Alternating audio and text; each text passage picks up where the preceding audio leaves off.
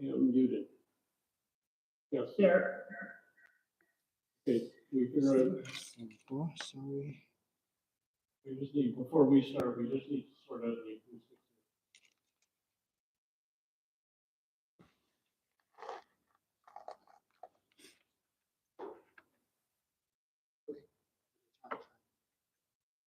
Try again?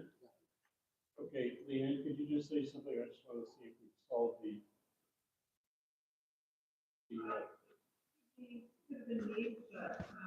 My volume is off now. That's not loud. I just didn't want to be able to pick up your sound. I see you. It's wireless to me. Yeah, but it doesn't, it's not going out on the system. No, it's not. It's just clipped to his cable so Yeah. it doesn't get kicked. It's a tiny little Yeah, thing. okay. All right, let's try to get started. Good evening, everyone. My name is David Lepofsky. I'm chair of the Special Education Advisory Committee of the Toronto District School Board. This is our December 2025 meeting, our last meeting for this calendar year. I'd like to call the meeting to order. Let me begin by thanking everybody who's attending in person and everyone who's attending online. To use our time efficiently, I'm going to have the members of the Special Education Advisory Committee who are present in the room just go around and identify who you are and who you represent, and the TDSB staff who are in the room to identify yourselves as well. I'm the chair and I represent Ontario Parents of Visually Impaired Children. Lucy? So I'm Tracy O'Regan, the Vice Chair from representing Community Living Toronto. Nora Green from Fusion Action Ontario. Jessica Nicholas, alternate for ABC Ontario. Good evening, everyone. Nandy Palmer, Executive Superintendent, Special Education and Inclusion. Cover it? Okay, great. Let us begin now with the, if we could proceed to the land acknowledgement, which I'm going to invite Tracy to lead us. Please stand if you are able.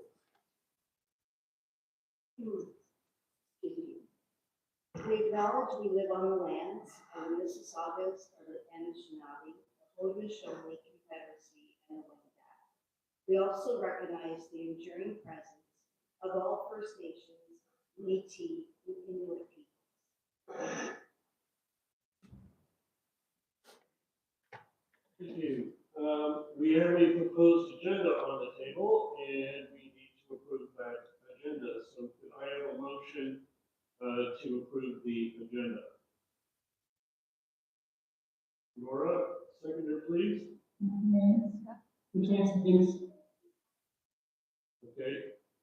And could we have a vote? All in favor of approving the agenda?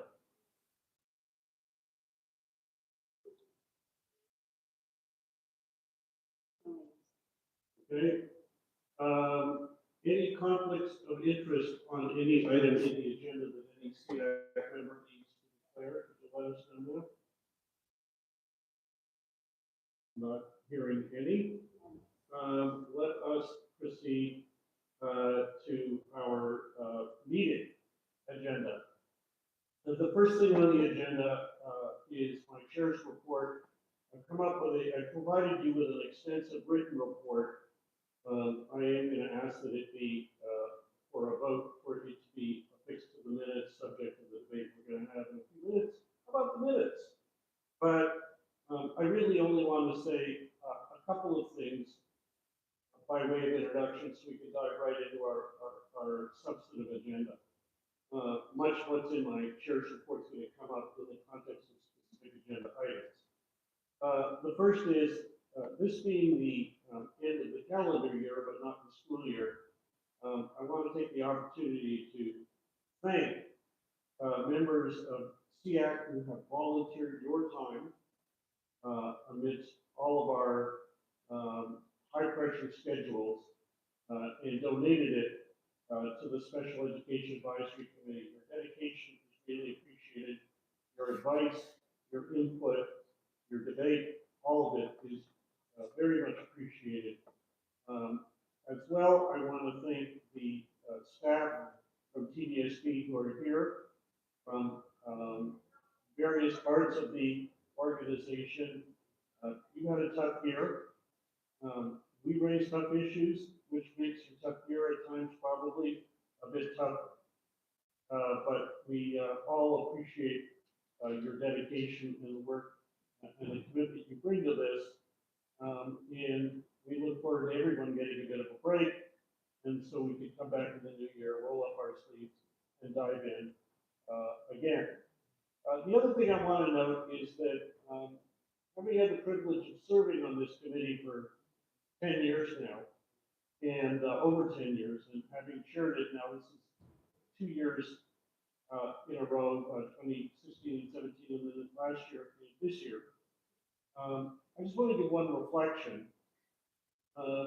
This is a tough time in the education system. There's a lot of controversy, and our agenda is doing the best we can for the 40,000 students with disabilities and special education needs. But I want to add that we have, I believe, at the Special Education Advisory Committee, an added responsibility. All of us, the volunteer members of the committee, the staff who are here to work with us,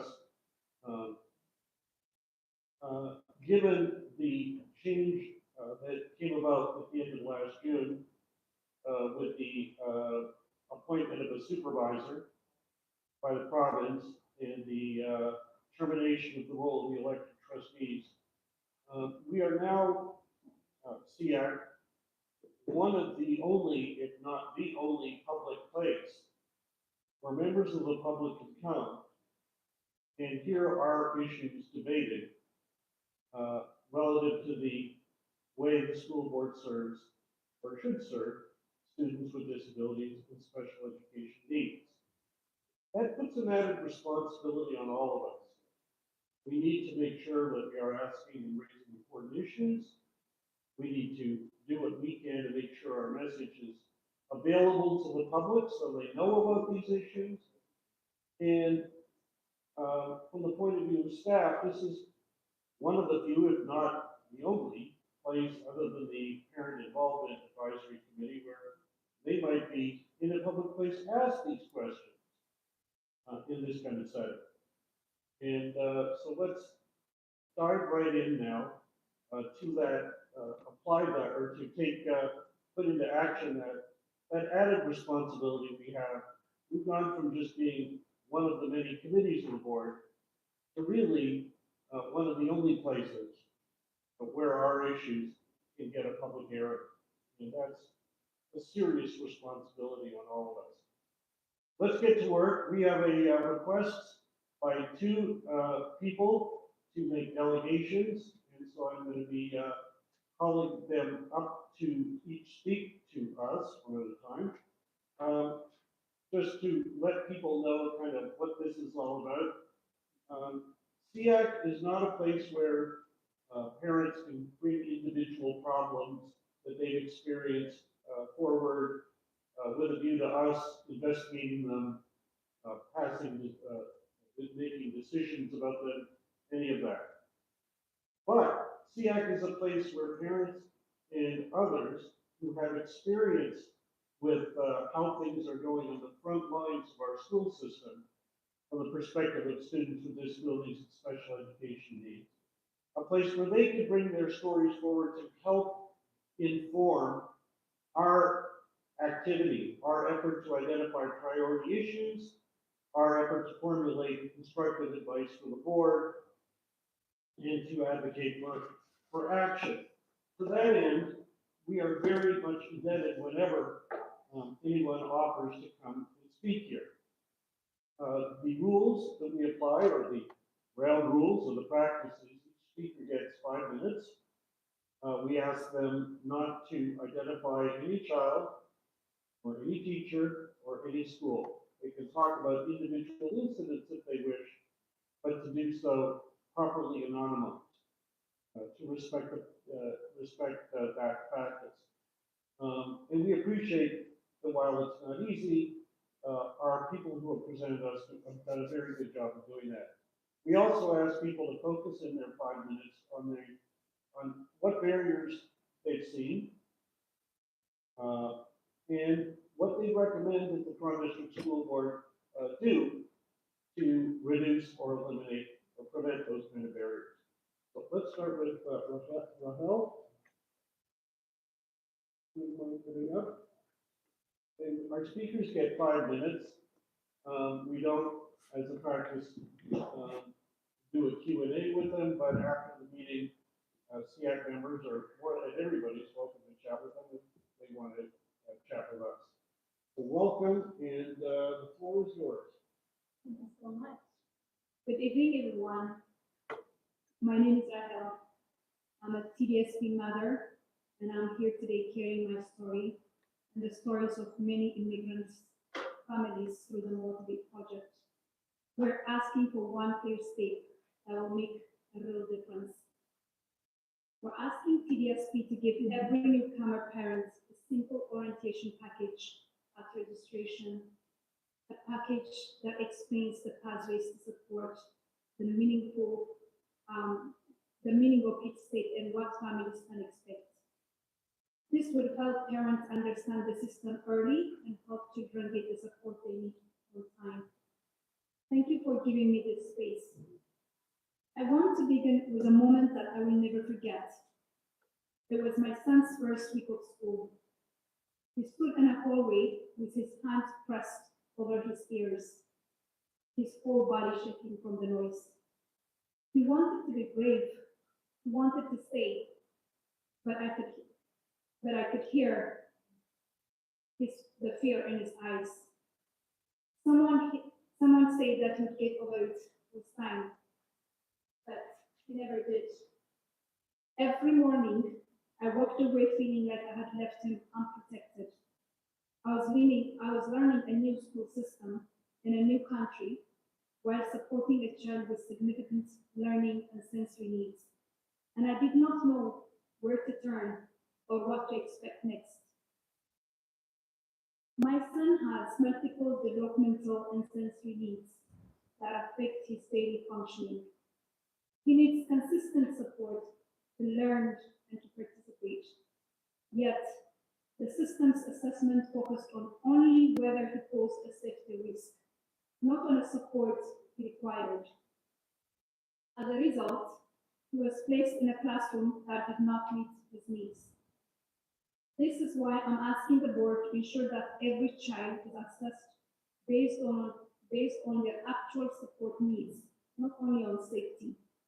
We need a needs-based assessment that looks at daily functioning, communication, and sensory needs, so that children like my son are placed in classrooms where they can learn and grow. And this is not just my family's experience. This pattern affects many children with high needs, but without aggressive behavior. They are not often seen as urgent, so they wait. We waited for 8 months for someone to simply say, "We see your child." Only after months of emails and advocacy, he was finally placed in a program that meets his needs. Today, in the right environment, he is thriving. That experience pushed me to understand the system and to speak up. It also led me to Motivate, where immigrant mothers support each other as they navigate a new country and a complex school system. Many of us face the same barriers: language barriers, long working hours, lack of family support, cultural pressure, not to question authority, trauma from our migration journeys, and most of all, not knowing where to start, or how to start, or who to lean on. The result is simple and heartbreaking. Children fall behind not because they don't want to learn or they couldn't learn, but because the information never reached their parents on time. Families lose precious time waiting for processes they did not know existed. And a child who loses a year of support does not get the year back. There's nothing more painful to watch your child lose confidence while you wait for a date on a calendar. I came to Canada with the values I was raised with: dignity, compassion, and community. I believe that if my son showed up with courage and I showed up with courage, the system would meet us where we're at. But I learned something difficult. Support does not simply come because the child needs it. Support comes when the system decides it's time. That's why I'm here. Not only for my son, but for the families who will walk this path after us. We're asking for a simple, inclusive orientation package for all newcomer families. Clear, practical, in plain language, with translation support, timely assessment, and communication every family can understand, so that no child is left behind simply because their parents are new to this country. This request is not about paperwork. This is about dignity. It's about giving parents the tools to support their children. It's about making sure no child is placed in a classroom that does not meet their needs simply because their parents did not know the right word on day one. You have the power to change this. You have the power to remove the barriers for families who already carry so much. You have the power to give every child a fair start, including children of immigrants, including children like my own. Now is the time to act. I thank you. Thank you very much for your presentation. And just as you finish, I want you to be assured that not only are we, as people who give advice to the board and press recommendations, listening, but we've actually been pressing for the board to substantially increase and improve the quality of information it gives parents like you about what's available. We've been doing that now since for about 9 years. And we're going to continue to, and your story is going to help fortify our efforts. So thank you very much. Thank you so much. If I just may, we also have been having this petition calling for this orientation. So far, we have around 500 people who have actually signed, and if I may ask to please join or agree, sign up this petition, share it with your friends, so that we can actually make a difference. Thank you very much. Our second delegation is Jennifer.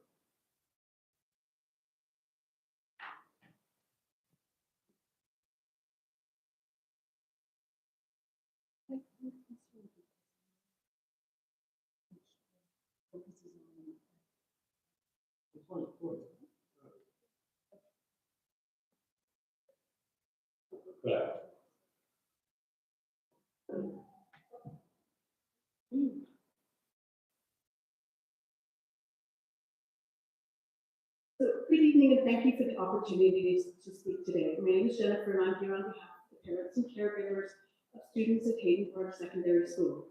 We are asking. Sorry, I think that may be Richard, and I think you need to mute yourself. Sorry, carry on. Okay. We are asking for your support in championing and the sustainability and growth of a school that plays a vital and irreplaceable role within TDSB.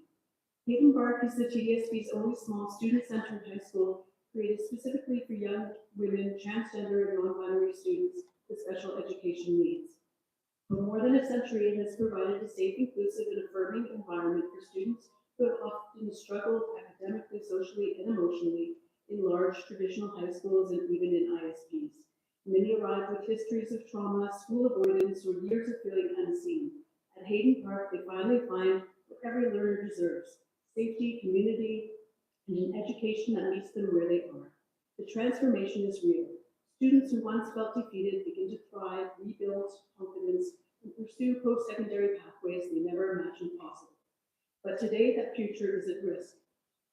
This past September, grade 9 students were turned away. We were told it was due to low enrollment despite interest from potential students. We have now learned that there will be no grade 8 open house this year, and that no grade 9 or 10 students will be admitted for September 2026. Blocking new admissions places Hayden Park on a direct path towards closure. With no communication from the TDSB or provincial government, Parents fear this unique school is being quietly wound down. We are asking this committee to help prevent that. Low enrollment does not mean low need. It reflects low visibility. Hayden Park has two programs, the MID program and the academic pathway. While the MID program appears on the TDSB website, the academic pathway has been missing for at least 5 years. Many families searching for appropriate high school options never see Hayden Park listed at all. Those who find the school, often by chance, are stunned by the impact. When grade 9 students were turned away this year, over 3,700 people signed a petition in support of the school. Former students shared that Hayden Park made it possible for them to graduate and pursue college or apprenticeships, outcomes that once seemed out of reach. What sets Hayden Park apart is its inclusive, integrated model. Students in the MID program learn alongside their peers in academic classes, on field trips, and hands-on programming such as the culinary arts, robotics, hair and aesthetics, and the arts, all within a unified community. The school also addresses a well-documented systemic issue. Girls and gender diverse youth with disabilities are often diagnosed later than boys. By high school, many are already years behind. They need a setting designed to help them catch up, rebuild confidence, and learn at a pace that is achievable. Hayden Park provides exactly that. For some students, especially those with MID, safety is not abstract. Research consistently shows that they are at a higher risk of sexual assault. The small, supportive, and well-supervised environment at Hayden Park allows students to focus on learning without fear. Closing this school would be fiscally short-sighted. At larger schools, these same students would require multiple additional staff, often including one-to-one support. Furthermore, without an environment where they can succeed, our kids are less likely to graduate and more likely to rely on long-term social supports with reduced earning potential and poorer health outcomes. One small school prevents far greater long-term costs.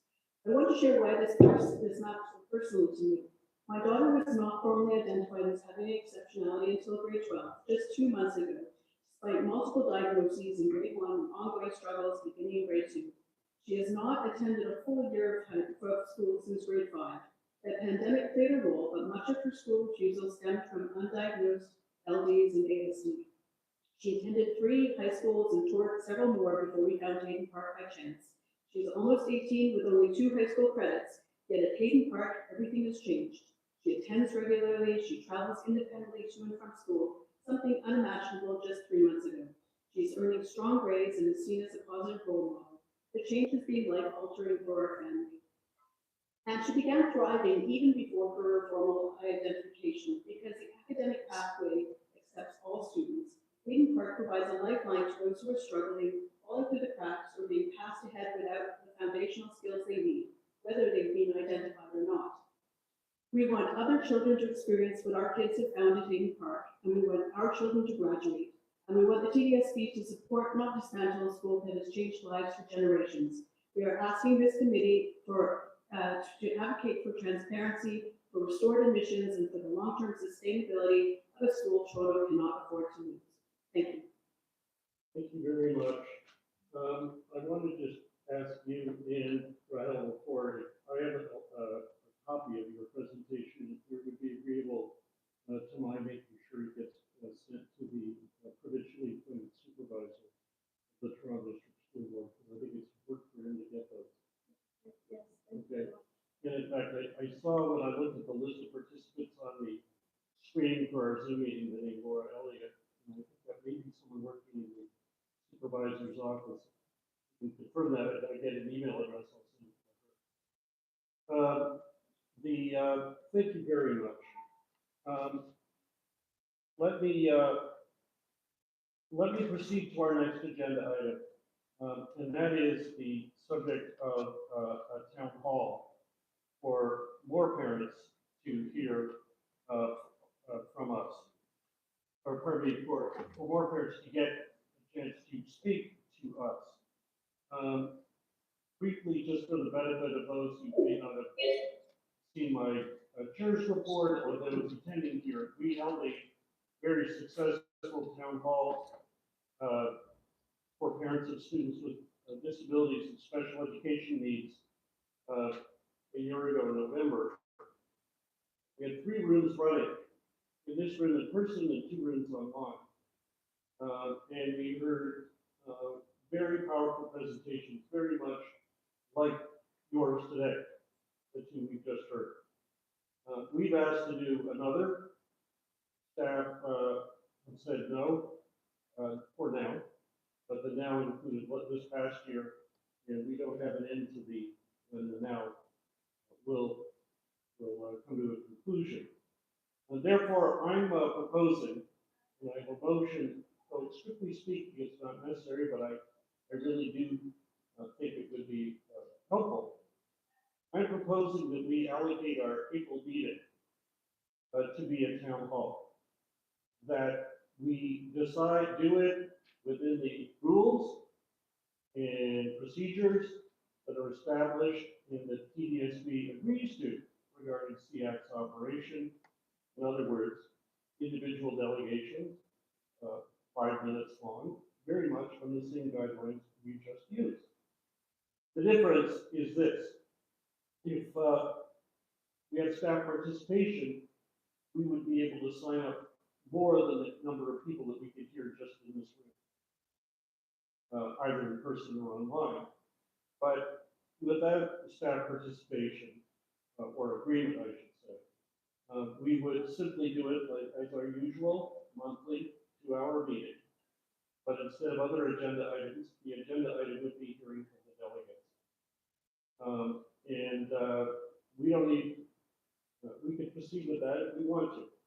And I'm proposing that would be a very good idea. The advantage of putting it off till April is the weather's better, we get a better chance to get word out and to publicize it. One thing I'd like to ask if staff would do is to put an announcement of it in TDSB Connects. And that's in the motion. So the motion, which Leanne, if you can unmic, I'll have you read. And then I'll move the motion. If we have a seconder, then we can have a discussion and then vote.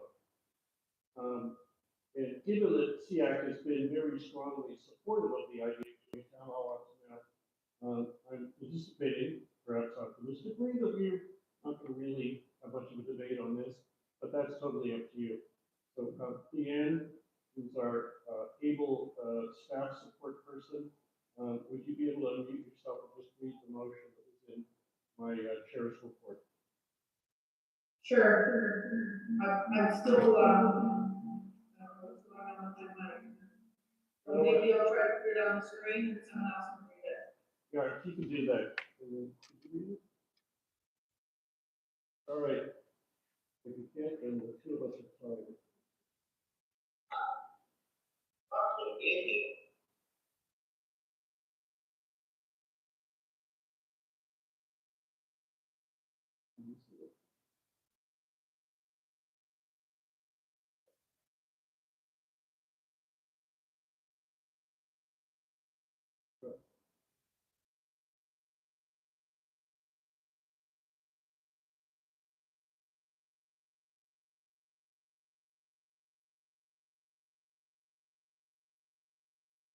Is it on the screen?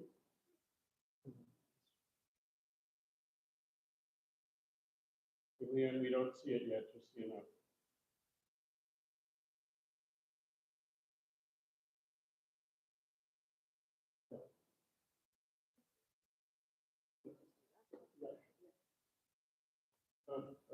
Tracy has it here.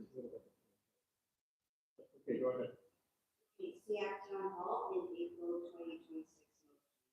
Whereas it is fundamentally important for TDSB to hear from and listen to the concerns of parents, guardians, and students with disabilities special education. And whereas TDSB SEAC held a very successful town hall for these parents, guardians, at its November 2024 SEAC. And whereas the opportunities for parents, guardians of students, including students with disabilities and special education needs and others interested in their education, have been reduced since the summer of 2025. SEAC therefore resolves that using its mandate to receive delegations from the public, SEAC will allocate its April 2026 regular SEAC meeting to receive delegations. SEAC requests that TDSB announce this event and can provide sign-up information in early 2026 on TDSB Connect and on its website. So I'm prepared to move that motion. Do we have a second?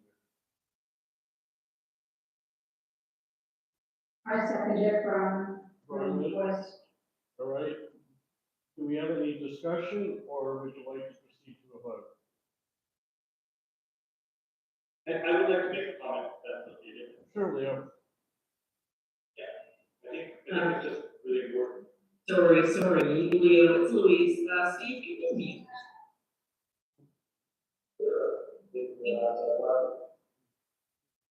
Steve, you want to mute?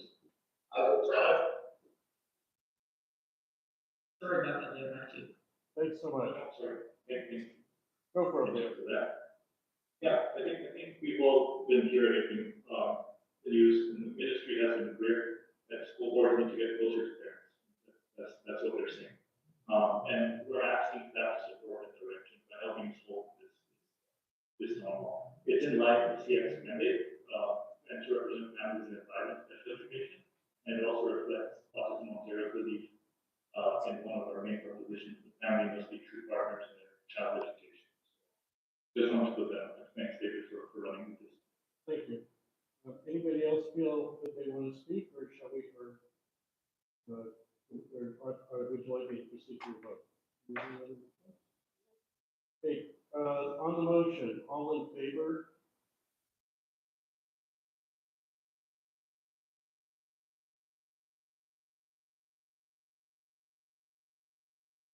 All right, opposed, if any? None? Oh. All right, as I understand it, the motion passes. Thank you very much. Let's move to our next agenda item. And this may be kind of, maybe something of a first in Ontario.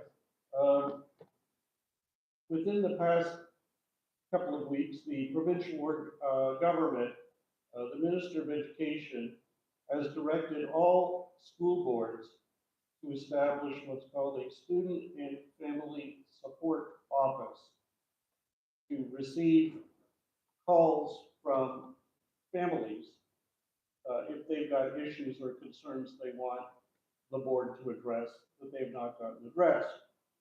The provincial announcement was not very detailed. It gave the school boards under supervision until early January to have these offices set up, and if memory serves, the other boards up till sometime in March. This could be a helpful step, and it could be in line with something we have been urging at SEAC for a number of years. We've been indicating that parents and families of students with disabilities and special education needs need somewhere to go more than what they have now. If they have a problem either having their child's disability needs accommodated in accordance with commitments in their individual education plan, or if the school or the board is not agreed to provide an accommodation that they believe they need. And not all parents who raise these are wrong, and not all parents who raise these are right. There needs to be a process to look into it, try to solve it, to see what can be done. Especially in so big a board with 40,000, at least, students with disabilities and special education needs. So, I thought first it would be helpful to ask staff if they could let us know what they know about how this is going to be established. What little I've gotten from the media is it appears, unless I read the wrong media, that there won't be any new money for school boards to help fund this, and that at least for boards that are under supervision, staff will be taken from the positions that used to support trustees to fulfill this role. Now there could be a lot more, and so recognizing fully, and in fairness to TDSB, this was landed on them by the province just a few days ago, I thought it would be helpful to ask staff to at least clarify what we know so far of what this is going to look like, or when we will know what it's going to look like, if we don't know now. I'm going to kick it back to staff. I don't know whether, Luis, you want to take it, or Clayton, you want to take it, whichever you prefer. Good evening, David, good evening, everyone. It's Clayton speaking. Executive David shared much of what was announced in the middle of November. The minister announced the establishment of student and family support offices. And you are correct that this move provides boards now six, and we'll consider the implications of the six supervised boards, and what the ministry may require in terms of timelines and the process for them. But the five supervised boards, previously supervised boards, will have these offices established, and there will be information out to the system by January 19th with the specifics as to what this will look like and how it will operate in the Toronto District School Board. It is intended to increase accountability for parents and the public when it comes to inquiries to the school board, and it's an additional way to seek answers to inquiries or to escalate matters that have been dealt with by the teacher and by the principal at the school level. The office will be headed by a superintendent of the school board, and there will be certainly an interest in supporting students and families to navigate the school system. And I think earlier was said that and by yourself, David, that it is a large school system, a complex school system, and we certainly speak about the need for clarity of information and supports. Matters need to be escalated, or someone may need help in finding the right place to get an answer, then this is an additional way in which those inquiries can be addressed. The remaining school boards, they're not in supervision. You are correct, David, that they will be required to post information on their websites by sometime in March regarding how the offices will be established in those school boards by the beginning of September of the new school year. So certainly in the TSB, once this announcement was made, we have been hard at work internally making the arrangements and working in concert with our supervisor, Mr. Gupta, to finalize the arrangements. We're not in place yet where those details can be shared, but please rest assured that as soon as the details are finalized, they will be shared in terms of the contact information and how the office will operate. We do have in the board established processes around reaching out to the teacher, reaching out to the principal, connecting with the superintendent as the initial steps to get matters addressed, and this becomes an additional way to seek support for matters that need to be addressed. I hope this is helpful, David. All right, thanks. So just for the sake of before I have people ask questions or make comments, just for those who don't know, Clayton is Clayton Latuche, the Director of Education. Should have introduced you first, and I apologize. Before we get to a motion that I'm going to propose, I thought it'd be worthwhile to offer SEAC members any opportunity to give input to Clayton and the staff on what you'd like to see in this office.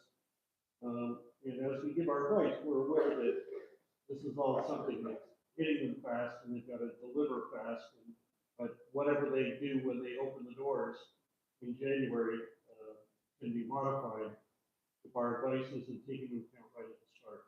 So Latoya and then who the other two? Latoya, Nora, and Leo.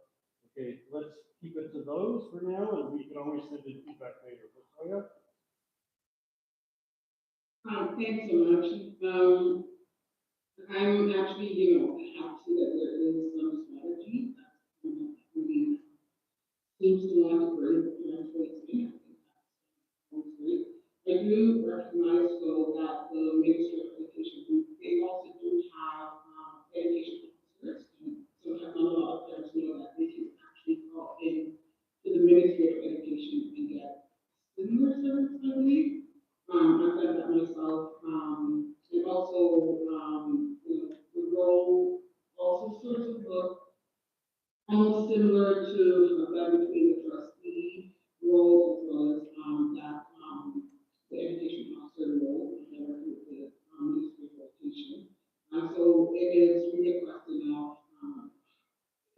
how are parents going to know how to balance and understand where to be able to go to get support, what type of support that they can get, and also how does that role ensure that principals as well are following or have a clear understanding of the support that parents need as it relates to the education act and also just regular human experiences and delegation for a whole. So it's just bringing in that voice, bringing in that information to understand that for parents it could end up also in even more confusing. So how we plan for that to make sure parents are clear.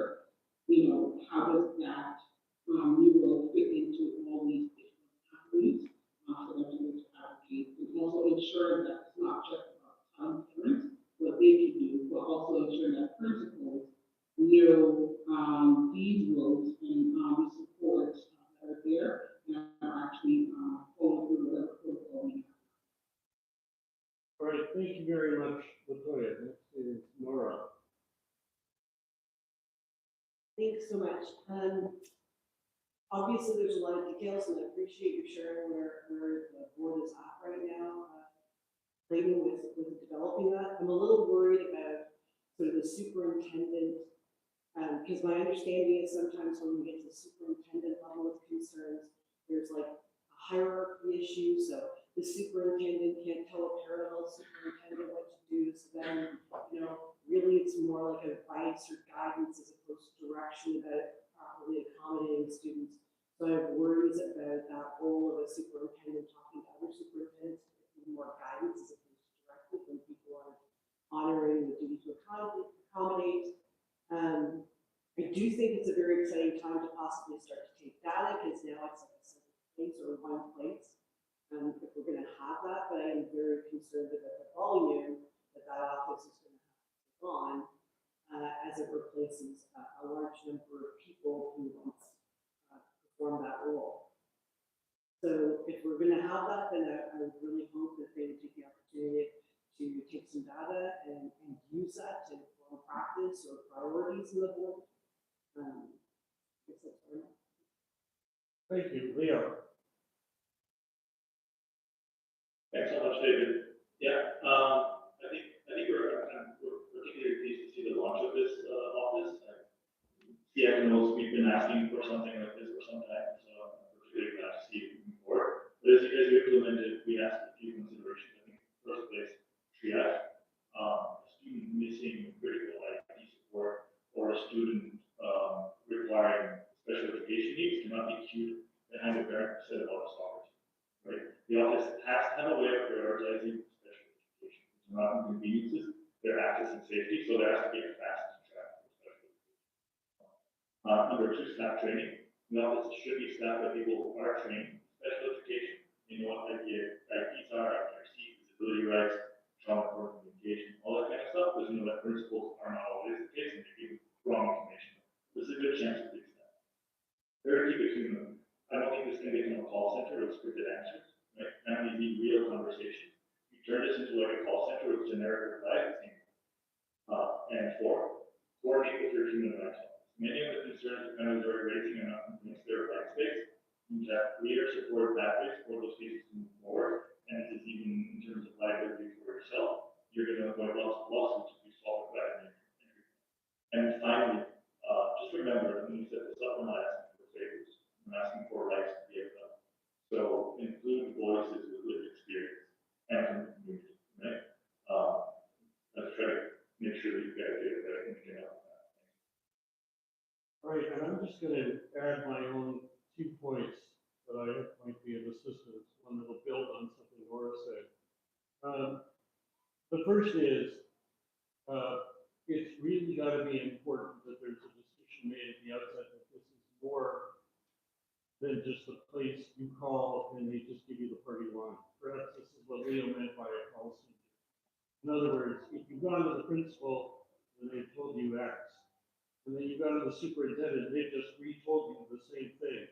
And you call this call center and all they do is call the superintendent or principal and are told what the parent was told and they simply parrot it. This is a waste of everyone's time and the taxpayers' money and will engender frustration. It's got to be more than just receiving. It's got to involve looking into and trying to resolve.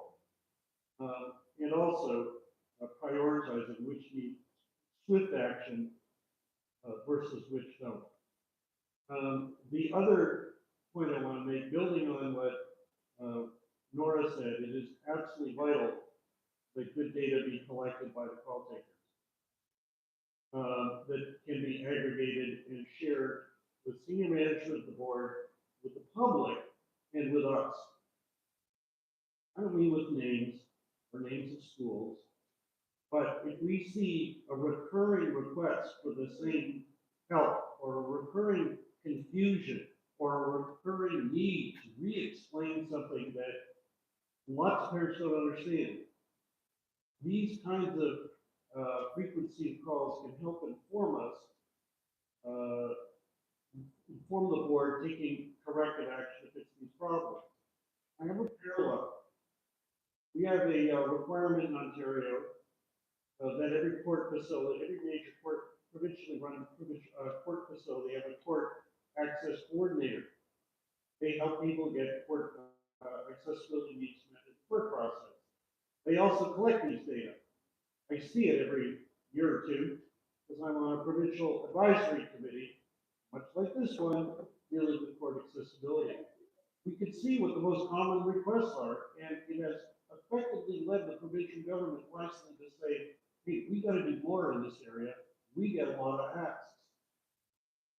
Same with the TDSB, but it really does have to be made public and has to be shared with us so we can give our advice too.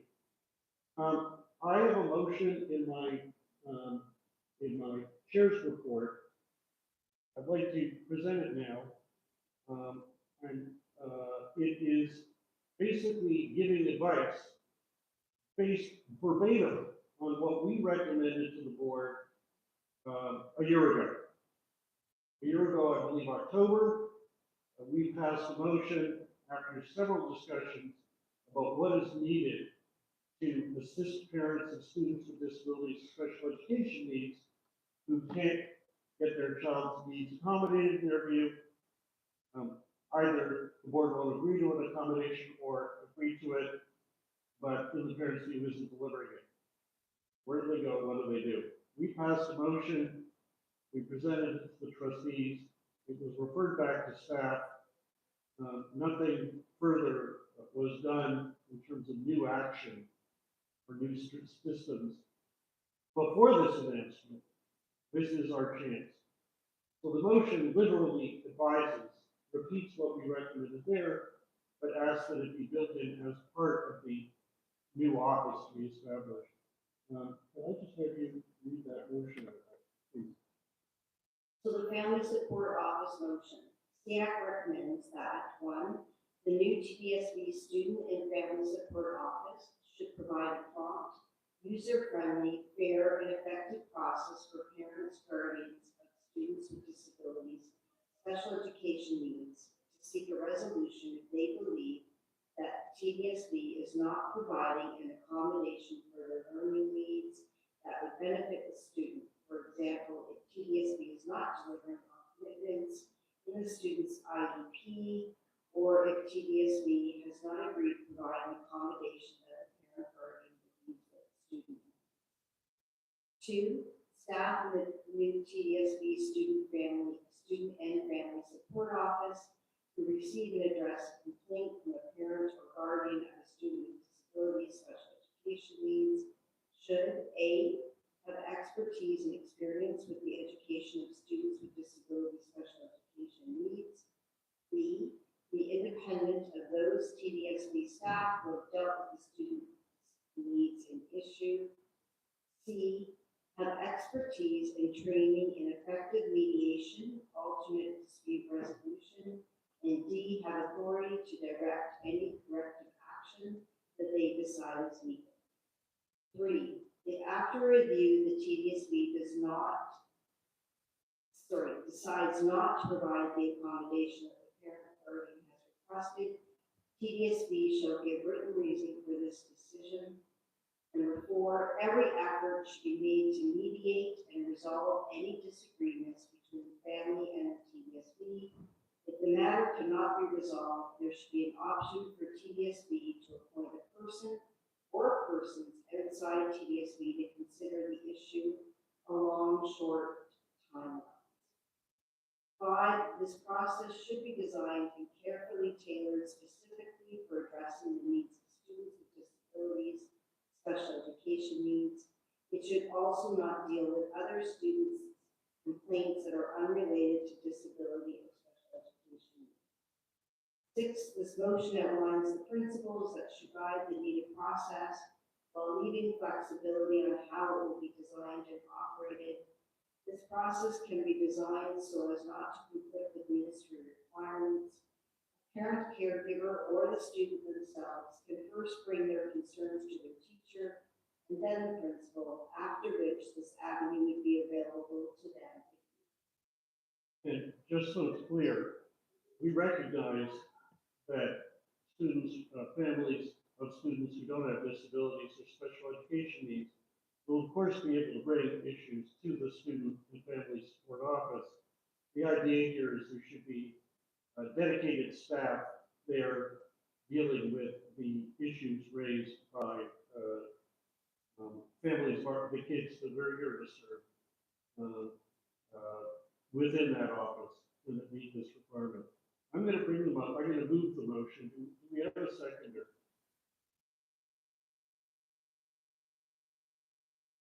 I second that. Thank you, Leo. Do we have any discussion? I circulated these in advance in case anyone wanted to propose any wording changes. Nobody did. So, subject to any feedback, we can go to a vote. Nora, go ahead. So my biggest concern, maybe a little bit, is, because I believe in the spirit of the motion, is how much staff, without additional funding, is being directed to do this, and where is that money? So right now, I'm assuming, as Clayton described for us, the director described, that they're making plans, and I'm assuming some of those plans is where the money's coming from. And while I in spirit really want a process for special education families and students with disabilities, I'm a little worried they will go to Nancy's budget, take the money, and then they have fewer bodies on the ground. So I'm putting that out there as a reservation about that as we start talking about larger groups of people, that special education is going to take a hit in staff, because we've said it's specific to special ed. So I want the person to have experience. Right. I want them to know what they're talking about, and I don't want to lose money that's serving students, because I feel like we're really stretched as it is, and our office is stretched as it is. That's my one caveat of that. All right. How about if I just put a second? Just 1 second, Richard. I just want to see if we can resolve Nora's concern and over to Richard. And do people want to take a speaker? Okay, good. Richard, just hang on 1 second. I'd be happy to add a 7 which says no funding should be taken from special education services to finance this service. That helps me. All right. All right. Leanna, do you need me to repeat that? No funding shall be taken from special education services to finance this service. Can we make sure that they don't mean literally just the special education envelope, we mean the current level of funding? Yeah. We tell them what we want, what they do is maybe another thing. All right, who are our speakers? Richard and okay, sure. Richard and then wait.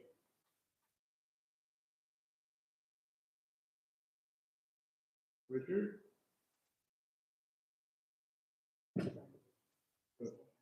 Oh, Richard, you don't want to add anything? Right, Clayton, you want to give yourself input? Go for it.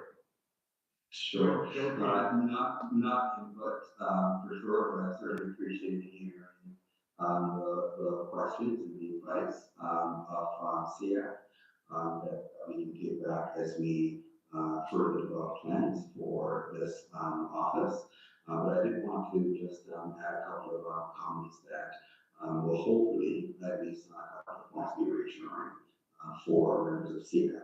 The first actually addresses the last point from Nora that was made around special education. So certainly why SEAC would have a very special particular interest in matters around special education, how it would be dealt with by this office. Certainly special education would not be the only coming forward and through to this office for support with resolution. However, I do want to assure the table that there is absolutely no consideration around in any way reducing the supports available to special education financially in order to staff or support this office. So that's not been contemplated, not been mentioned. So I hope that SEAC finds that reassuring. I also want to go back to one of your earlier points, maybe around the importance of data, and certainly we will be looking at the kind of metrics to monitor the nature of calls that come in, and the path to resolution. And will, that I mentioned earlier, be looking at not just supporting the college to navigate the system towards resolution. Sometimes the person that needs to give an answer may not be in the office, but will certainly help college to find the right avenue to have their concern addressed. But there's also problem solving function, and around one of the earlier points that was made as well. There is absolutely an intent to make sure that we communicate very clearly to parents and to the public how this office will function. So we'll make every attempt to make sure that the right information is shared, that's shared clearly in language that parents can understand. That's great. That's very helpful. All right. Could we proceed to a vote on the? Did we have a second? Oh, no, I moved it and he seconded it. Leo seconded it. All right. With the amendment that I made, the Nora amendment, could we proceed to a vote? All in favor of the motion?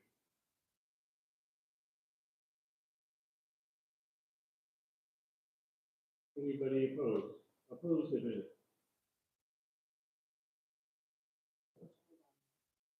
Oh, sorry. All right, that passes. The motion passed. Thank you very much. Now, I want to spend the next few minutes talking about a subject I really don't want to talk about. I committed when I became your chair to dedicate our time to substantive issues that matter to our kids. I'm making a brief exception because I think it matters to our kids. It's a procedural thing, but I think it matters.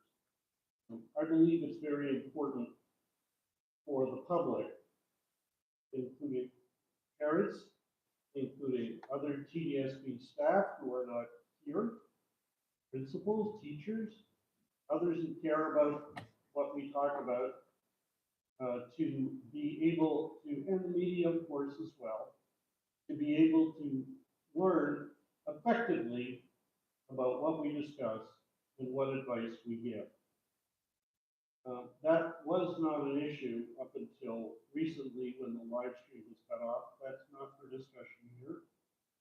And that's not something that can be resolved by TDSB staff under provincial direction. But the other way we can reach people is through the documents that come out of this meeting. And there are really two categories. One are the documents that are created for our meetings, not just the minutes and the leadership report, and the agenda. Sorry. Leanne wasn't able to get the count on the last motion, and we Oh, have do to you want to vote vote again? together. Yeah, so if we Okay. could do it one more time, please. All right. In the And boardroom for Leanne. Four. 4. If people who are voting, put up their hands. You're voting for, put up your hand. I guess you should include me.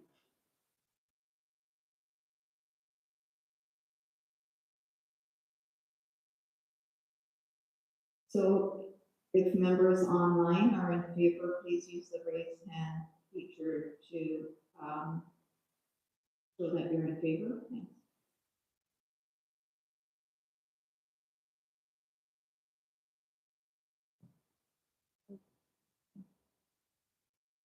Okay, passes, thank you. Thank She you. has to just put the number, and that's fine, thanks. Yeah, appreciate it. Thank you.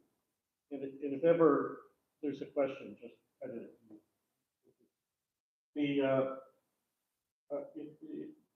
We get a package of information by email before the meeting. We get a PowerPoint sometimes during the meeting, in addition to the one that's pre-circulated, maybe the budget lead, Craig Snyder, presenting a PowerPoint. It could be staff from other areas presenting a PowerPoint. We sometimes get documents after. They inform our decisions. The taxpayer paid for the work going into them, for those of us who are writing a volunteer thing like the chair's report, or others around this table, or members of the committee. These should be public. It was my recollection and understanding that some years ago they were. And that helped. I sometimes got, as I mentioned, my chair's report. There might be an organization or an individual who read something and wrote me and said, when the staff are presenting on it, why don't you ask about X data or whatever? And it was helpful. This has been reduced. And all that has been posted recently, if I understand correctly, is our minutes and our agenda, more about the minutes in a few minutes. And earlier, the leadership report, I understand that's may not be the case, also. So I'm happy to invite staff to explain if they want or whatever, but I felt it was appropriate for us to express in a motion, if it is the will of this committee, a recommendation that the documents we receive should be publicly posted. It's openness, it's accountability, it's parents as partners, it's credibility, it helps the board's objectives be met, and there is absolutely nothing in them that is confidential. We don't get information on individual students. We don't get information about anything that's secret. All of these documents could be obtained by a member of the public by a freedom of information request. In other words, the public has a right to this stuff, and we should provide it. And so my proposal, if staff want to speak to it, I'm open to giving you the floor. If you'd rather not, we can just have a discussion, if there is any in the motion.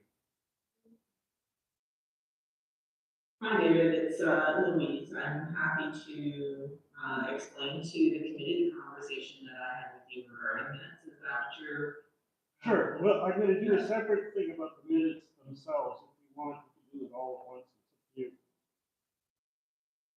So However you want to your address it. motion your motion is about the materials. The documents. Yeah, this is about the documents. Gotcha, back to you, sir. Okay, thank you. All right, could you read the motion?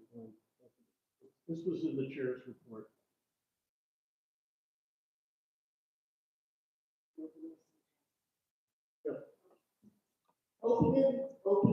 Openness and transparency at SEAC meetings and activities. It is important for SEAC's meetings and activities to be open and accessible to families.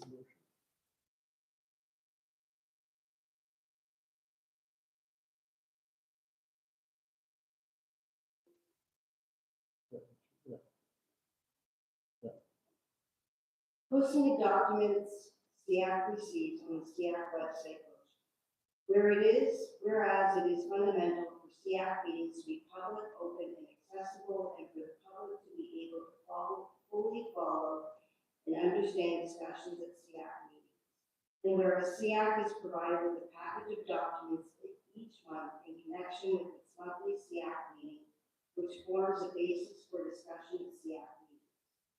And whereas the documents which SEAC receives in connection with its meetings involve no private information, and the public has a right to see them under the Freedom of Information legislation.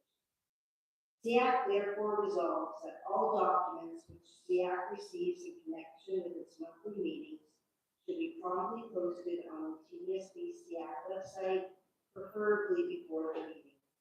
In the unlikely event that a SEAC member or staff member believes that a document in question contains confidential personal information, it is open to them to release this for discussion at a SEAC meeting.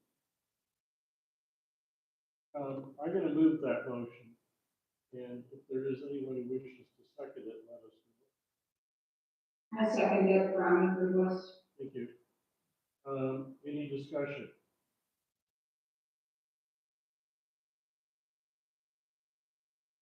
Richard and then Jean-Paul. Thank you. Just looking at the last item too, friendly amendment, open to them to raise this for discussion at SEAC meeting. Would it not be appropriate to suggest the next possible upcoming SEAC meeting? This could be deferred for months, David, or something. We might want posted. Staff could say, no, I think we can discuss this, and it could extend for many meetings. So I think you might want to tighten that up. Thank you. Okay, that's fair. So if we say at the next available meeting. Okay, Leanne, if we change the wording to Richard, you suggested the next available meeting? Yeah, the next scheduled SEAC meeting. The next scheduled SEAC meeting. Oh, that's totally good. Thank you. All right, JP, how are you doing? You are, what? Hello. There you go, we can hear you. Thank you. I think that is, for me, I agree with, the spirit of the motion to, to post the documents that we discuss, during meetings, but, I'm not sure if when we have not discussed as a committee, that is a need, to share throughout the meeting. After the meeting, I think would be, it's the same way that, I at one point I even said that, the draft minute shouldn't be shared before it becomes adopted and approved. Because you can share something that, with, so something that, a member or someone was not comfortable with, and they share that before it is approved and create something that we don't want. Okay, you got a good point. Yeah, so if we were to revise this, instead of saying posted before the meeting, say posted after the meeting. Yes, please. That is, after the meeting, we will all see it and be comfortable with everything there. Yeah. Which would be transparent to say that these are the material. Right, that's fair. All right, that's good. Anything else? All right, let's proceed to a vote. All in favor of the motion as amended at the request of Richard and Jean-Paul?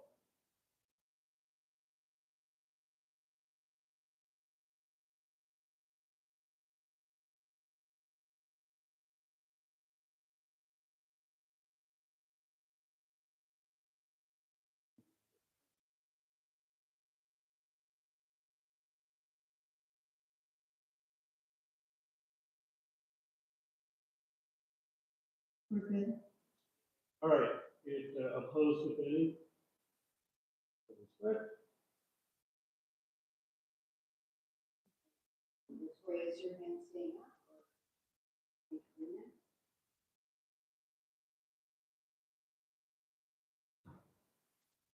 Or All right, motion passes, I'm advised. Okay, please get ready. I'm just gonna speak briefly and then maybe you can chime in. Just so everyone knows, Louise and I have had a full discussion of this and have completely respectfully disagreed with each other. So we're gonna each state our piece, and then you can speak, and then we can consider the motion, if you like, that I've written. Up until now, up until recently, our minutes were drafted by our staff support person, Leanne Dixon, who's fantastic, and they would be sent to me, and if I were the chair, and if I had any adjustments, I made them, then they're circulated to you as SEAC members. And if you wanted changes made, they were made. And then we voted, and they were always approved. And I was advised a couple of months ago that staff had a concern that our minutes did not comply with a protocol that TDSB had adopted for community advisory committees, that they are supposed to be high level, and that our minutes didn't comply. I didn't agree. I thought the minutes have been helpful. I would ordinarily not trouble any of you with this. But right now, with the end of the live stream, this is the only way the public who don't come here can find out what we recommend. And my view is kind of a simple one. Our mandate is to give advice on special education, how it's delivered at the Toronto District School Board. Our advice should be recorded in the minutes. They should not be, and that advice, in my view, includes what we pass in a formal motion, but also if individuals give feedback about a problem or a difficulty or make a suggestion, that should be reported too. Doesn't need anybody's names, typically doesn't. It didn't. Doesn't need a vote of all of us to agree. It's part of the record of what we as volunteers have recommended or suggested or presented as issues. Advice doesn't always take the form of a recommendation. It takes the form of identifying the problem. And we are the Special Education Advisory Committee. And while it doesn't, no one's suggesting or ever has that it needs to be transcribed in word for word, but it should be there. The other thing that should be there, in my view, is what we were acting on. What were we told? Not word for word, but the information we had. And at this meeting, in our exchanges with staff, we sometimes ask things about why they are doing something or why they're not. And if that informs what we do, that should be part of the minutes. The most recent minutes for the past two meetings were written in accordance with this new direction from staff with which I disagree. I want to be clear, this was a staff policy decision. I'm not in any way criticizing Leanne Dixon. I read the draft minutes for the October and November meetings. They provide detailed information about what staff told us, but very little, or a small percentage of what we recommended to staff. And I feel that this is a disservice to anyone who wants to know what's going on here. And it is not an appropriate practice. What do we do about it? My thoughts are the committee has to first decide if we approve the minutes that we were provided. I don't want to go line by line and add things in. We'll be here all night. And If we do that, we'll get back to what the old minutes are, and you will be told that's not in accordance with some protocol. I previously asked this committee each month to approve my chair's report being appended to the minutes, so people would get to see the basis that you came into this meeting with and address the issues we talked about. Saves time saying it all over again here. Saves your time. But that's no longer apparently considered appropriate under the staff's understanding of their protocol. I think the change in staff policy or approach does nothing to help our kids. It does nothing to help our kids. It does a lot to ensure, or it has, I should say, it has the effect of making it much harder for anybody to know what we recommend or what advice we give unless you come to these meetings. And that's exactly what minutes should help achieve, not under. So what I suggest we do about it is, we do not think the minutes comply with are sufficient. We shouldn't approve them, otherwise they'll go up on the website as if we approved them and we're saying that's fine. I don't think we should endorse or be taken as agreeing with that practice or the results. If I've asked staff to reconsider their position, and so far they haven't, that's the right. But if this is not going to work out, I suggest if that's not going to change, I'm going to invite a motion to be passed saying the minutes should be as I just said. And that we can create our own minutes. And Leo has offered to help. And if anybody will volunteer to help, Leo, we'll create our own. We can post them elsewhere. There's lots of public places to post them.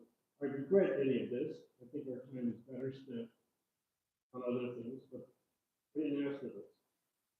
That's my concern. I want to be sure that staff have a full and fair and uninterrupted opportunity to share their perspective, but I wanted them to hear mine first so that they can answer. Louise? Thanks very much, David. There are a couple of three hands, so I don't know whether you want me to speak first and then go to hands raised, or I think it'd be good for you to speak first, and then people can ask you or me questions. Certainly. Always appreciate, David, that you and I are able to have rich conversation, and at times we agree to disagree, but our relationship is always grounded on caring for our students and our relationship and the relationship with SEAC. Good evening, everyone. I hope each of you are well. It's lovely to see some of you on screen or in the boardroom. David summarized, I think, initially my perspective very correctly, and I reached out to him, and you might remember in September, I said, oh, David, I need to talk to you about minutes, as SEAC was considering approval of minutes. Last year, staff were seeking to support each of the community advisory committees and undertook a review and a revision of a procedure. The number is PR 742. If you're interested in taking a look at that on the board's website, you can pull that off and see.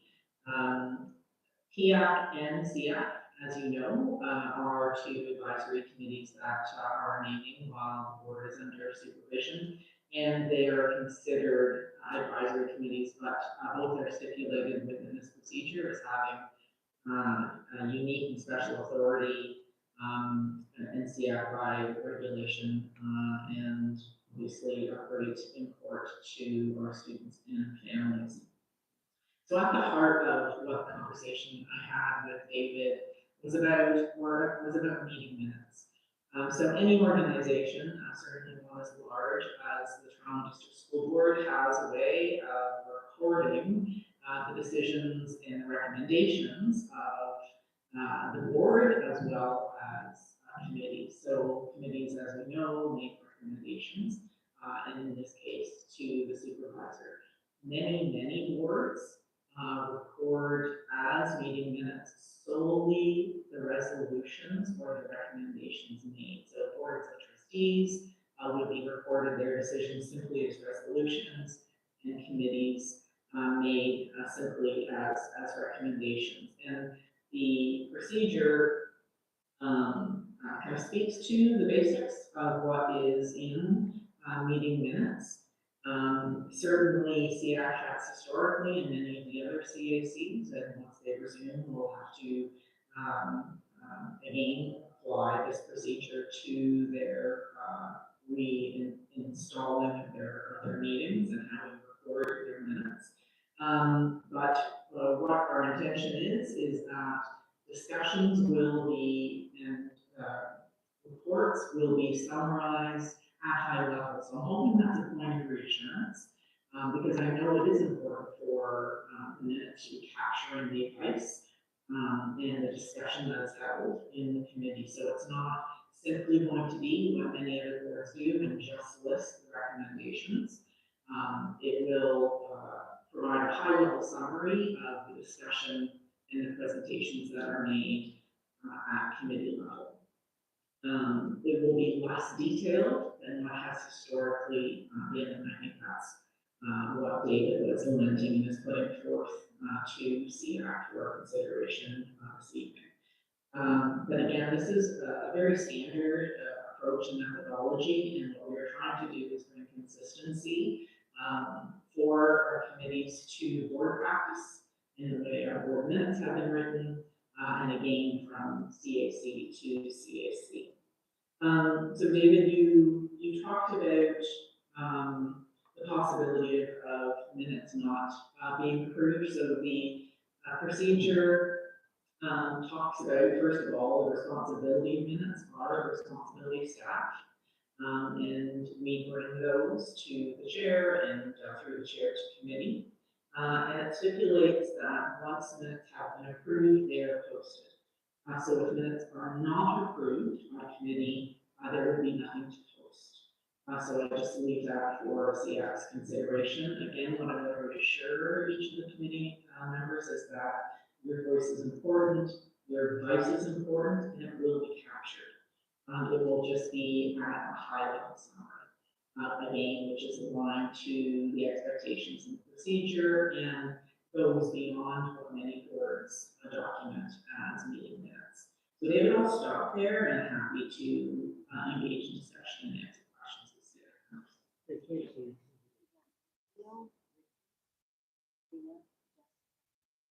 Okay, Leo, the president, I will. let's go for it. So we have Leo, Richard, Brina, Jessica, and Donald. Thanks. Go, Leo. I'll go ahead. Yeah, thanks, David, and thanks, Louise, for clarifying as well. I just want to begin by saying how frustrated I am that we're even discussing this, and the fact that we're spending precious time debating procedure rather than how we better support students is deeply troubling for me. So I'm going to be brief. We're here to advocate for the rights of the needs of students. They deserve transparency. They don't deserve redaction minutes, those records. So I hear what staff is saying, and that's reassuring. Summaries are okay. Summaries are okay. That's not my objection. My objection is the selective edit, right? I'm not saying that's happening, but if it does happen, it cannot happen. My objection is to the redaction. There can be no redaction. There can be no selective edit. Summaries are different. Parents deserve to know what's being said in the room where decisions are made about their children's futures, especially when it comes to special education, when access is very limited, processes are complex, families feel excluded. Just redacting is just going to add that much stress. One of our education position statements with office on here, parents as partners in education, and this is in manifest, so I will be able to motion. I'm going to close with this.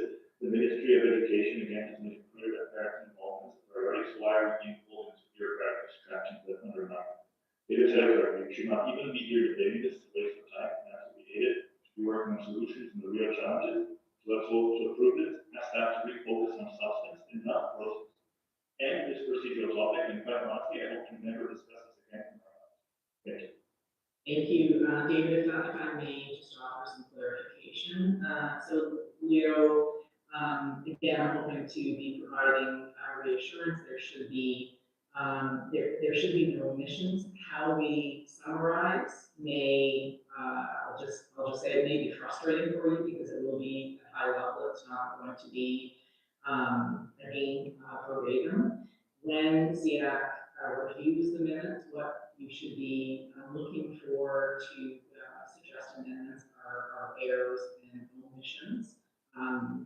Redacting would only be if there was a private matter and we would need to go into private, but we have not seen that ever happen.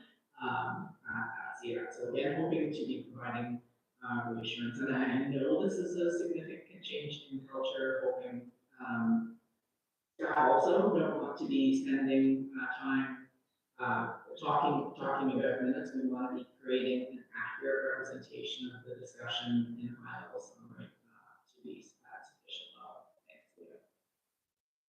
Right, Richard?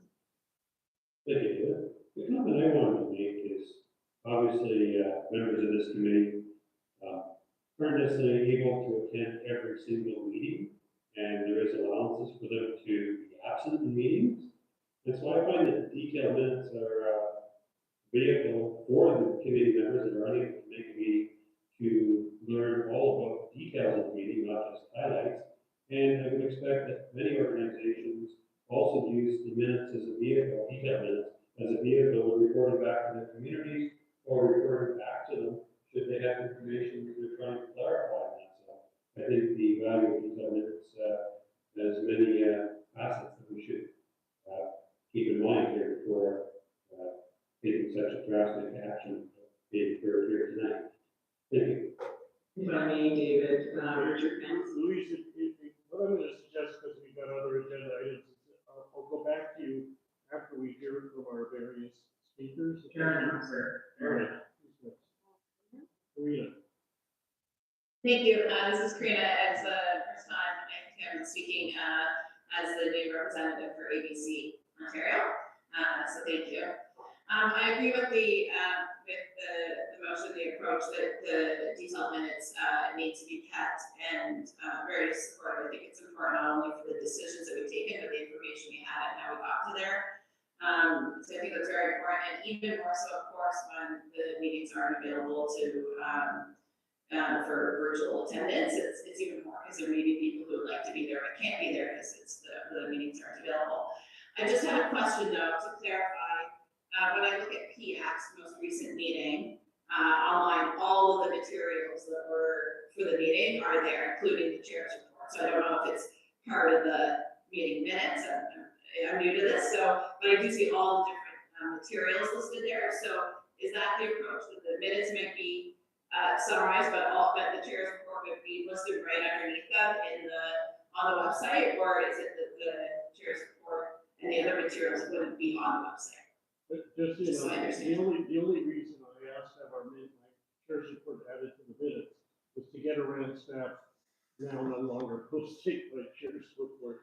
One is out there, I don't care where it is. But why is it that PAC's last meeting in October has all, including the PAC chair's report? So if that's the case, I'm not as strongly opposed if we have summarized minutes, but all the materials there, versus if on the SEAC website, it's just the minutes. All right, let's go on I'm just gonna let Louise just keep notes of all the questions. Jump up. JP, we don't hear you. Yeah, thank you, I think that is, I don't want to use the term of summarizing time because I don't, oftentimes you're not sure what people put into all these terms. And I'll go back to exactly because we count each agenda item is potentially an issue that we want to discuss here. And we need to see the issue that we're discussing here and a kind of what we have discussed, I will use the term synthesis of our discussion. And what is the action that we want the board to take, or if we're not yet ready to take to recommend action, and what is our own actions as a community that we will take, at a subsequent meeting to get to a point where we have advice to the board. It does is, I think we should probably, instead of using all this term high summarizing, which we don't know exactly what is in these terms. It will depend from, depend on, even using AI today, if you want to ask AI, the first day it summarizes, the next day will give you different things. Let us, look at, we're here to discuss issue about special education. We need to see that, for a particular meeting. For example, I'll take an example. I saw one of the meetings will say delegation, and in bracket, Nora. Fair. It doesn't say anything. Really, nothing. What is the issue that Nora really brought forward? If there was no issue, there's no need to have a delegation. If there's no, she's not bringing an issue, the parent is not bringing a clear issue, there's no need to have that parent on the agenda. So if there was an issue that the parent brought forward, we need to have the issue. And what is our take from that issue? Even if we don't have a discussion when the parent is there, we need to, as a committee, to see what we do with that issue that is bringing, to our attention. What do we ask the board, the board to address? I think that is, that's what we probably, instead of looking all these, terms, semantic, high levels, summarizing, let us go back to exactly why we're here, issue, citizens of our discussion, what do we do with that? Thank you. All right, Jessica, and then Latoya and Nora. Jessica, Latoya, Nora, and then we're going to wrap up and take it back to Louise, and then we'll get to the motion. Go ahead. I'll keep my remarks short. When we hear that PR 742 was reviewed last year, I was sitting on SEAC last year. I am fairly new here, but I don't recall that being brought to SEAC. So if we're using a particular policy to limit what SEAC minutes can look like, I would think that we should have been consulted. Okay, thank you. Latoya? Just to add to Joyce, while I probably will not vote against schools in a minute, especially given the concerns where it brings that it could mean that if we don't approve it, then it doesn't get posted. I just want to remind staff that the minutes also helps us to confirm the actions that the board has heard and has accepted. And with high level points, it does raise additional concerns of dilution of voices. So just to keep that in mind, that image that cannot be explained away as well. Thank you, Nora. Thank you. I think the other important thing is we're all from different associations and we have responsibilities back to our associations. Our associations have beliefs, values, mission and vision statements. The board approves us, and we have to be as members consistent to that. Saying something like concerns about the multiple exceptionalities designation in class does not accurately convey the perspectives brought to this table. And I have to be accountable to my association. An example might be somebody who believes in ISVs and they're advocated for them and they have a right to, but both our associations have the right to know that we spoke on behalf of our association's vision for whatever that issue is. So if I gave examples out of here, you have no idea. Like recommendation for accountability approach. How were we asking that things stay accountable? What were our concerns? Absolutely not. You could not follow this as a parent and have an understanding of what was discussed, what kind of feedback people gave.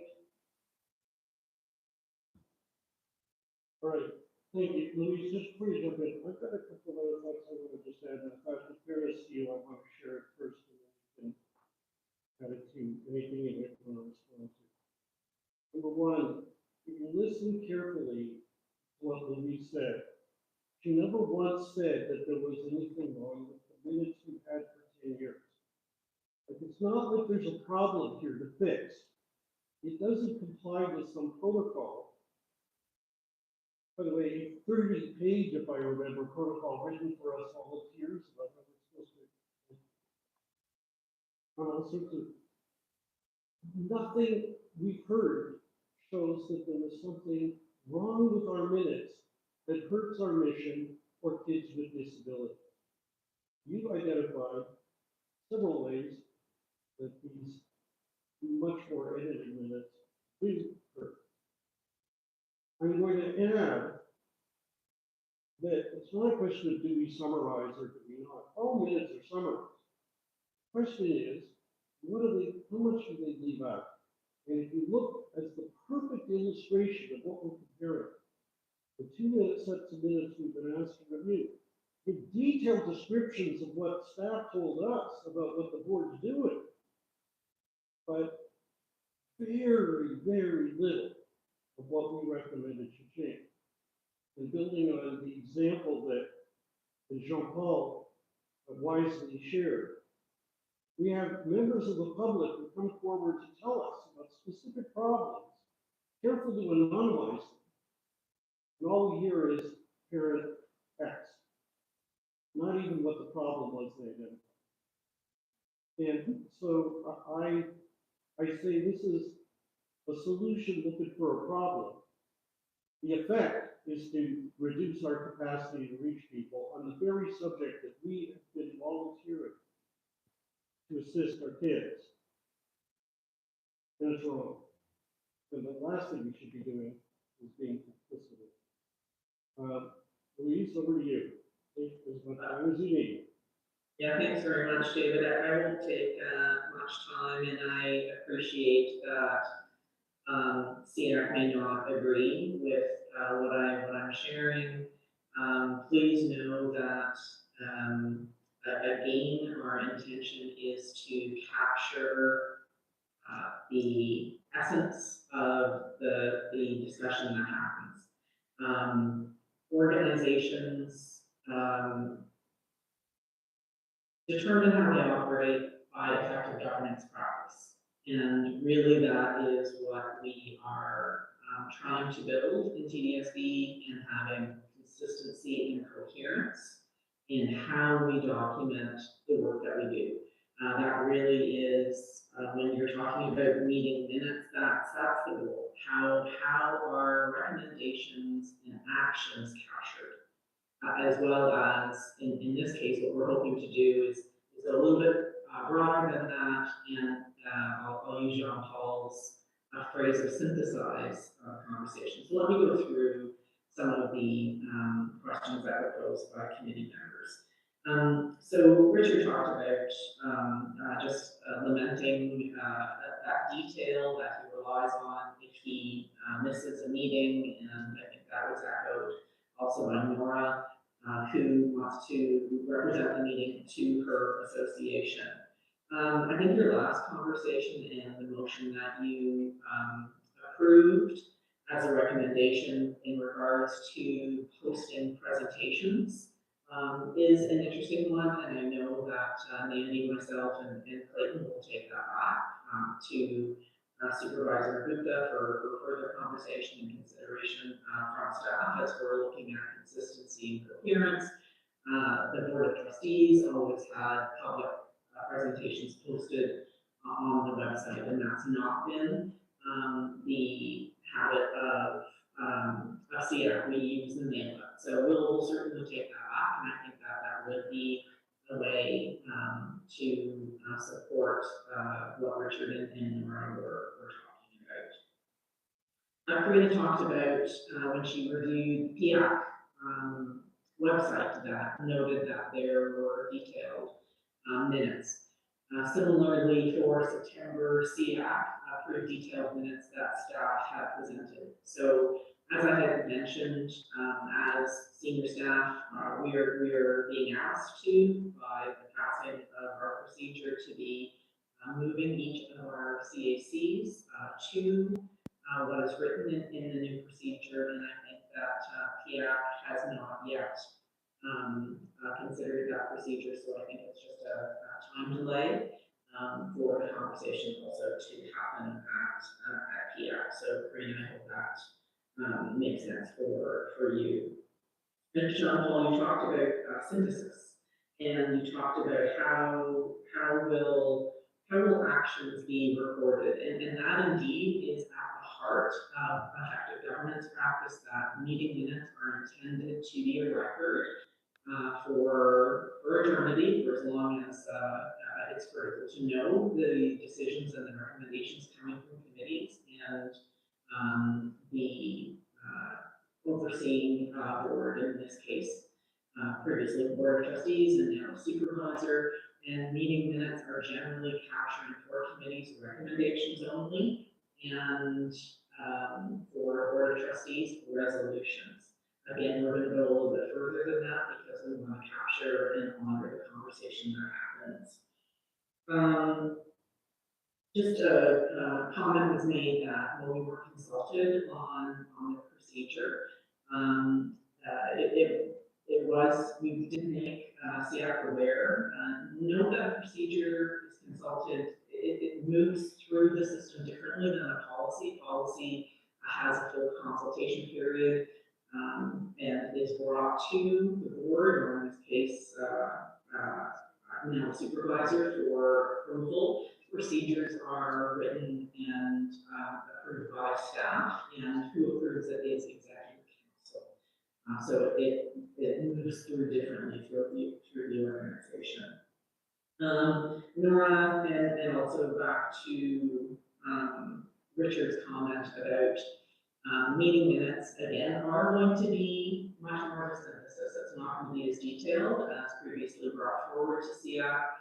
That doesn't stop you from taking notes as you attend meeting minutes or meetings, and can elaborate and embellish part of the conversation when you speak to your committee, and that's certainly, I know what you do when you are with your committee members and bring back the conversation to SEAC for further detail.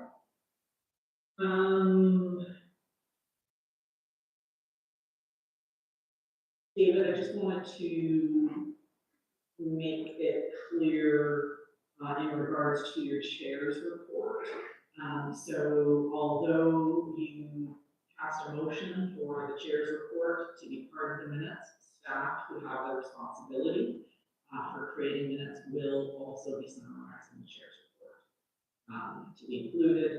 You also were making a comparison and stating that there was more in minutes in regards to what staff were saying compared to what SEAC members were saying. I just want to point out that at last SEAC meeting, I think it was the last one in November, staff were actually presenting quite a bit for that meeting and gave 3 presentations, and I think that is the imbalance, not the summary of what was shared. And I know that Nancy and Leanne were paying very assiduous attention to the synthesizing the main ideas to ensure that there was effective representation and not giving more emphasis on staff compared to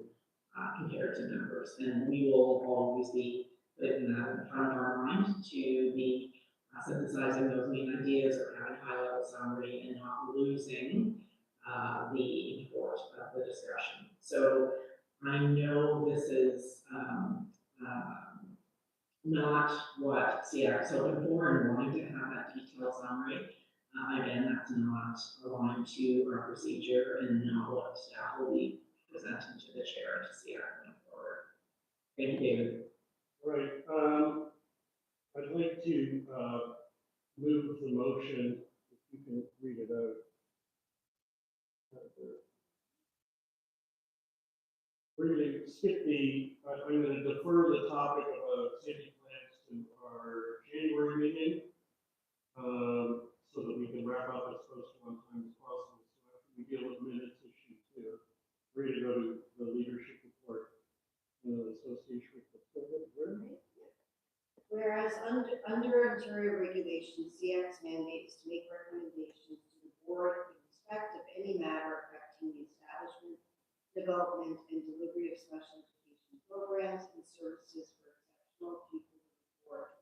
And whereas the public has the right to know what goes on at SEAC meetings, SEAC therefore resolves that SEAC's minutes should include feedback, advice, and recommendations that SEAC or members of SEAC have given to TSB regarding education for students with disabilities, special education needs, and information which SEAC has received at or in connection with SEAC meetings from the TSB or delegations from the public with sufficient detail to enable the public not present at a SEAC meeting to learn what problems SEAC has identified and what reforms it or its members have presented, the basis for these, and what TSB staff have reported to SEAC. Do we have a seconder? Nora, any further discussion anyone wants, or should we proceed to a vote? David, we need to get in favor number, please, as well as anyone opposed. So if we could- Absolutely. But first, I just want to see if anybody wants to speak to it. Hi, David, Go Lisa ahead. here. Yeah, go ahead. So, sort of just one point, is just urban accessibility, that is put in the chat, that we brought back to the supervisor and whoever, that is not being accessible for members as well, who are listening. We do have permanent hearing loss, also auditory processing disorder. It is imperative that we have the details to review after, and having, X said this or B said this, it really is not being accessible for members or anyone else in the community. Good. Okay, Eliza. Hi, David, Elisa here for Easter Seals Ontario. I just wanted to bring up a point that it's been consistently brought up about like transparency and being transparent. However, if problems with solutions are being brought forward by those invited to speak at our SEAC, not having this included in the documentation just feels really inconsistent with that message. And it just feels like a step backwards for the students we're here to support and to empower. So I just wanted to say that on behalf of the association. All right, thank you. All right. We have a seconder. Could we call the motion? All in favor of the motion, raise your hand. David?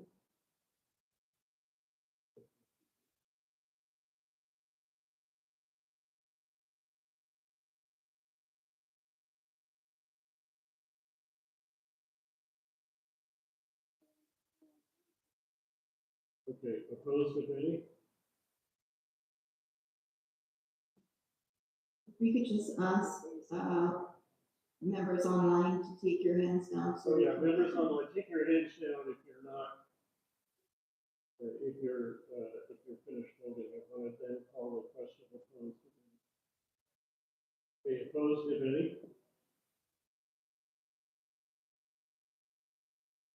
All right, so motion passes. With respect to the October minutes, it's incumbent on me to ask if someone wants to move that they be approved. If no one moves, it doesn't go to a vote. If someone moves it and it's seconded, then it would go to a vote. Does anyone wish to move to approve the minutes as circulated for the October meeting? No one. Does anyone wish to move the approval of the minutes for the November 2025 meeting? No one. David, are these the minutes to be posted online? No, these are, no. For October and. Yeah, no. Minutes? Okay, if the minutes are not approved by us, they are not posted online by the Toronto District School Board. And our intention, if these are not approved, which no one's moved for them to be, is to crowdsource within the committee our own minutes, which we will arrange to have online posted elsewhere so the public can see our record of what we said. Can we not do, I was just curious if we cannot do both, because, it can get confusing for parents when they're looking online and not seeing anything at all. I'm gonna suggest that we take this conversation offline, just because we voted unless you want to open it up. The problem is if we were to approve the minutes as written by PDSB, then they will be posted as approved by SEAC. In other words, staff will say, SEAC approved these minutes, even though we may fundamentally disagree that they're with them as a record of what we said. So Chair, if I may, this is just a governance, piece of feedback. Latoya was speaking to the motion and a concern, that should be considered and not taken offline because it's being considered by committee. All right, Louise, thank you. Latoya, do you, I'm gonna vote yes for both of them, because the parents already feeling disconnected. okay, so I'm not sure what you're voting. To post the minutes, I think that we can still definitely post Parents. Okay, I asked for a vote. Okay, here's what we gotta do. Our two communities. Let me proceed this way. Latoya, no one had moved their approval. If you'd like to move their approval, I can do them one at a time, and then we'll take a vote and see if SEAC supports that motion. Do you want to bring a motion to approve the October minutes? Latoya, Sorry, the trying to mute, so, I was just voting to approve the minutes, that's all. okay, we don't have a motion to approve the minutes. If you want to bring a motion to approve the minutes, I will then bring it to a vote. Would you like to bring a motion to approve the October minutes?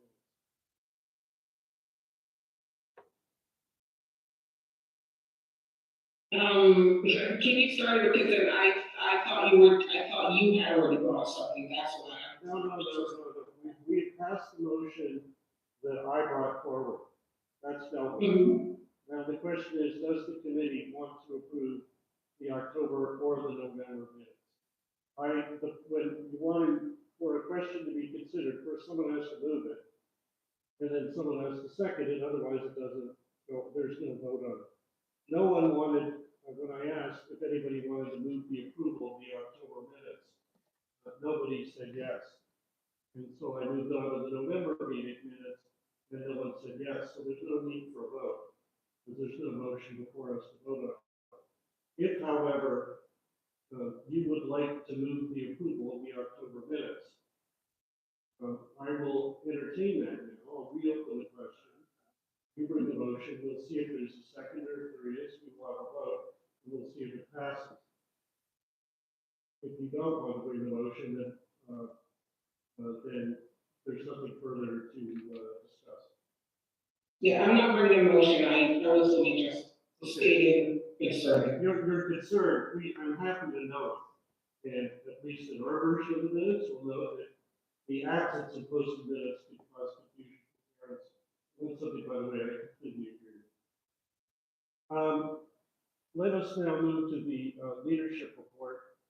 Andy, over to you, and we'll defer the state schools safety plans to the new year. Thanks. I'll be quick, so that we can end on time. So, happy to share this evening that we held 2 virtual sessions on November 27th and 28th for families of students with disabilities and special education needs, with a total of 365 parents joining special education and inclusion staff for a session focused on supporting students with autism spectrum disorder. An overview of special education and inclusion supports, programs, and services available for students diagnosed with ASD was presented to families. The sessions, as with all of our parent engagement sessions, were recorded and are housed on the PDSB Special Education website for parents to access at any time. On Saturday, November 29th, Special Education and Inclusion, along with professional support services, hosted an in-person Pathways to Adulthood Transitions and resource fair for students with disabilities and their families. 250 attendees and 40 plus service agencies in a booth style engagement format collaborated to present to families information on post-secondary education and community and post-21 day programs. The event highlighted presentations from Development Services Ontario, TSB Transition Supports, and there were interactive breakout rooms, including showing students and working with them to create My Job Match accounts, as well as a quiet sensory room for those who needed it, a prayer space, and a Lego building activity center. So social workers, occupational therapists, and physiotherapists, as well as transition navigators, were on hand to provide agency support to families and students, and of course they had complimentary pizza and snacks, which was very well received. We also held on November 18th and 19th two parent engagement sessions by occupational therapy physiotherapy services, which focus on sharing practical strategies such as how to develop coping and self-soothing skills and developing skills to manage stress while strengthening long-term relationships. 26 families joined us for these webinars, and again, they're posted on the special education webpage for families to access at any time. As previously shared, special education and inclusion is pleased to offer a number of drop-in and topic-specific sessions for parents, guardians, and caregivers for the 2025-2026 school year. And links are available on our public site, and we also have shared these in TDSBD Connects for our families. And coming up on the morning of December 9th and the evening of December 16th, TDSB social workers will be facilitating the Developmental Disabilities Virtual Connect for parents and caregivers of children, youth, and young adults with developmental disabilities and/or complex. This event offers families the opportunity to connect with community agencies and learn about available autism supports and services. And we look forward to seeing families join us at this event. December 3rd was the International Day of Disabled Persons. The International Day of Disabled Persons was proclaimed in 1992 by the United Nations General Assembly, and it aims to promote the rights and well-being of persons with disabilities in all spheres of society. And that's it for tonight, and it's exactly 9 o'clock. Excellent. Any questions for Nancy? Nora? I just have a quick one about the supports and services for developmental disabilities, the line of December 16th. It talks about it's for developmental disabilities, but then later on it refers to autism specifically. Is it for everybody with developmental disability or something? No, so it's developmental disabilities, and as I said, anyone with complex needs, including autism. So it started as a developmental disability project, Nora, from our grants and the like, and then so we've heard from families open and be for, all students with disabilities, so we've expanded it. Yeah, sure. So one of the things I want to say, so when I watched the leadership report, and I know there's lots of times where as a group we don't always align with how staff perceive things, but I do think staff work tremendously hard about trying to access and reach kids. I guess one of my things, and I guess we'll talk about it next time, is more about how we're tracking how effectively that's supporting the kids. So I feel like Andy often comes with so much information about how they try to help kids. But I always feel like when I'm asking about data to show progress for the kids, that's where there's sort of a gap. And so I know we're going to talk about some questions I had tonight, we have to refer it, but I always feel badly because I feel like we don't honor the hard work that staff does try to put together. I guess it comes down to how we communicate with each other. Fundamentally, I don't feel always like we're able to hear each other, and I also feel like we're not effectively taking data to know our kids are getting better and stronger skills. Right? I think they're trying. I just think I don't see any evidence or proof of that. Thanks, Nora. I think that's a valid point, and just to let you know that we do collect data on attendance data, which I share here, number of families that attend. But I've shared that. However, we do offer as well surveys to our families for them to share about their thoughts on the sessions. Our families are extremely busy, so we don't always get the response rate that we would like. But after every session that we offer, we do send a post follow-up survey to get suggestions. And we've actually gotten, last year when we did a presentation on ADHD, for example, for families, one of the feedback was, can you please do one that's geared towards high schoolers with ADHD? And so this year we're actually offering in the spring a session for families on ADHD for teenage students. So we do track that information ourselves, and happy to share that. However, I will acknowledge that the response rate is not as high as we would like them to be. And I'm sure that, I mean, more on the outcome side. If that makes sense, like that. So part of the special education program review, which was so important, was going to be the systemic effort to try and get all families in all placements, in all services, and hear those details and see how those kids were actually doing in school, right? So, but I wanted to say, because I feel like everything can get contentious more stuff and after the staff, I think us do. It's just more about when it breaks down and how we're communicating about what we're doing when it breaks down. Sometimes I think we end up with concerns.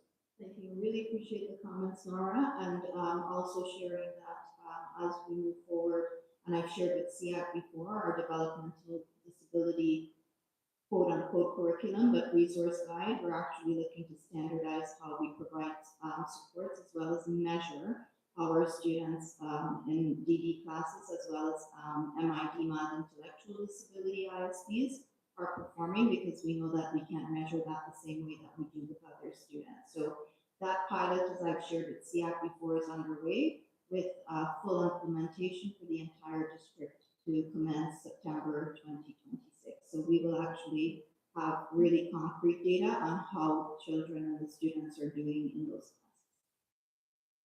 Other questions or feedback for Mandy?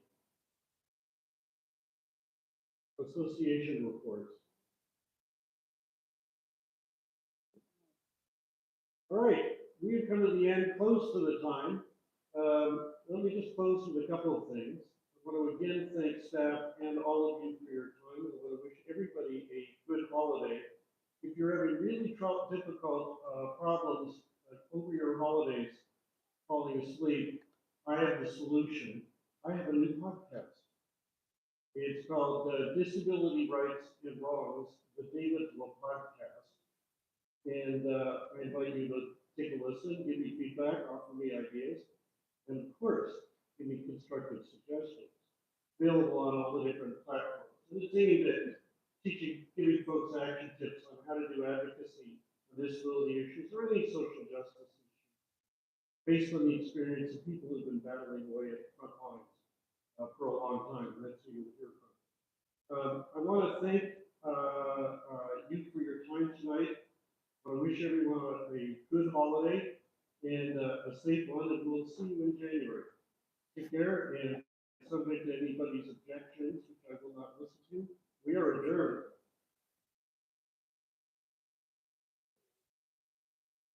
Good night, everyone.